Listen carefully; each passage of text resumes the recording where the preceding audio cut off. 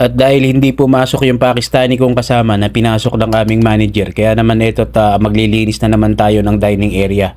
At solo na naman tayo ngayon mga pre. Sabi kasi sa akin ng manager namin ay nag-PM sa kanya yung Pakistani na hindi makakapasok. At binawal daw siya ng dati niyang employer. Kasi yon ay hinugot lang ng aming manager dito sa katabi naming restaurant na nagsarado. Siguro may kontrata pa at nalaman ng kanyang employer na pumapasok sa amin. Kaya hindi na siya pinapasok at pinagalitan daw. Kaya naman eto't solo na naman ako ngayon. Hindi pa nga ako tapos maggayak dyan ay bigla ako nagka-order sa Hunger Station.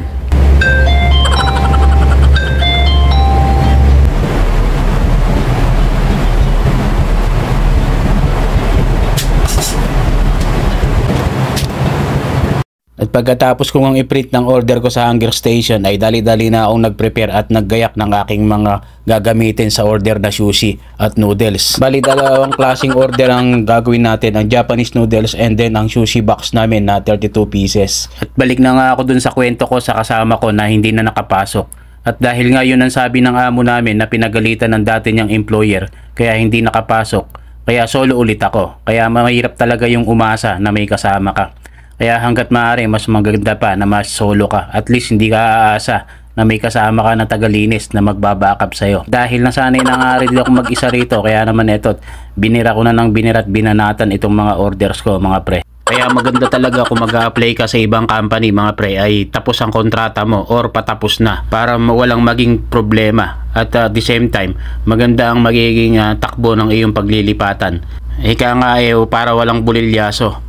Kaya yung may gustong mag-apply pa dyan at naghahanap pa rin po ako ng aking makakasama dito sa Yumi Sushi na mas maganda sana kung nandito na rin sa may Dammam at ready to transfer ikama at tapos ang kontrata para walang problema mga pre.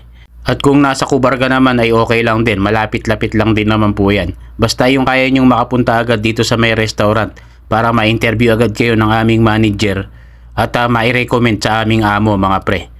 Dahil nga kailangan ko talaga ng kasama dito sa amin sa restaurant dahil ako nga lahat nagawa.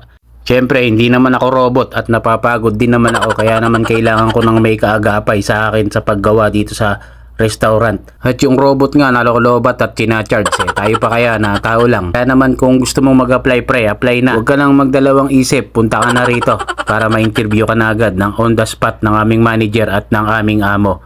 Hanggang dito na lang ang aking vlog for today. Thanks for watching and God bless everyone. Please share and follow my vlogs.